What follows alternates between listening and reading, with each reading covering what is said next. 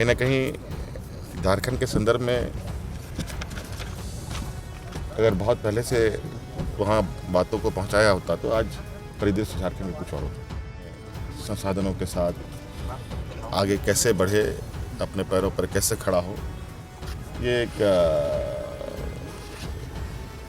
रास्ता निकालने का प्रयास।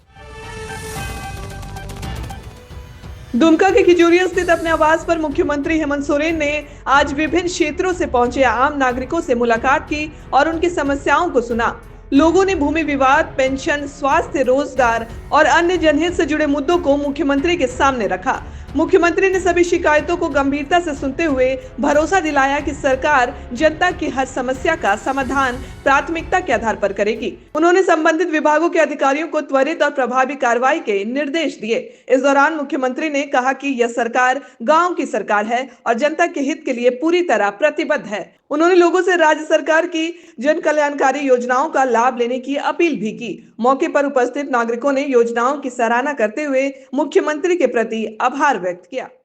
गुरुजी के समय से उन क्षेत्रों में उनका भ्रमण रहा है, तो लोग झारखंड मुक्ति मोर्चा को, झारखंड परिवार को जानते हैं। और चूँकि यहाँ से बहुत सारे लोग वहाँ हैं, यहाँ के आदिवासी समुदाय, और आपको पता है कि पूरा देश का चाय का जो व्यवसाय है सब आदिवासियों के कंधों पर है। और 100-150 साल से अलग अलग राज्यों में जा कर के उनको बसा दिया गया, उनको वहाँ फेंक दिया गया।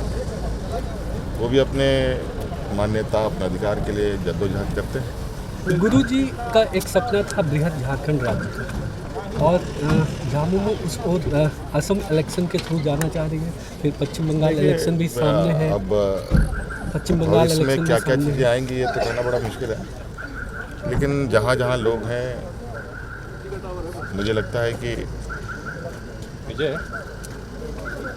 उन्हें उम्मीद है, उन्हें विश्वास है। और अगर हम लोग उनकी आवाज़ बनने का कोई माध्यम बन सकते हैं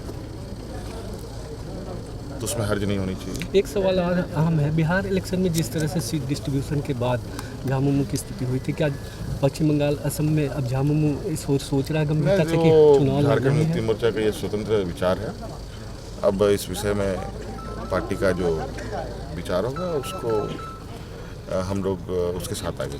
सर, आसाम गए, वहाँ पे आपने बोला भी, देखा भी आदिवासी को। एक शब्द आया था कि जरूरत पड़ेगा तो झारखंड से भी आदिवासी वहाँ जाएंगे, तो आप क्या देखें? गए हुए हैं। आज के दिन में भी कई रिश्ते नाते जो यहाँ के परिवार वहाँ के परिवारों में एक जनरेशन से और उनका एक लंबे काल से एक दूसरे का संबंध बना हुआ है। इस दावोस पे कुछ बताएं, दावोस में कैसा रहा वहाँ का, क्या संभावना है झारखंड को लेकर के? आप गए, एक देखिए बड़े खासकर जो आपका मॉडल था वहाँ विकास का, हरित मॉडल, उसको झारखंड देखिए, वो तो उस चीज़ का परिणाम तो आने वाला समय में देखने को मिलेगा। लेकिन ये जरूर है कि एक दुनिया का बड़ा वैश्विक मंच जो था, कहीं ना कहीं झारखंड के संदर्भ में अगर बहुत पहले से वहाँ बातों को पहुँचाया होता तो आज परिदृश्य झारखंड में कुछ और होता। खैर, बीते बातों को खरीदने से तो बहुत अच्छी चीज़ें, अनुभव नहीं मिलती हैं। आगे बेहतर हो, राज्य अपने संसाधनों के साथ आगे कैसे बढ़े, अपने पैरों पर कैसे खड़ा हो, ये एक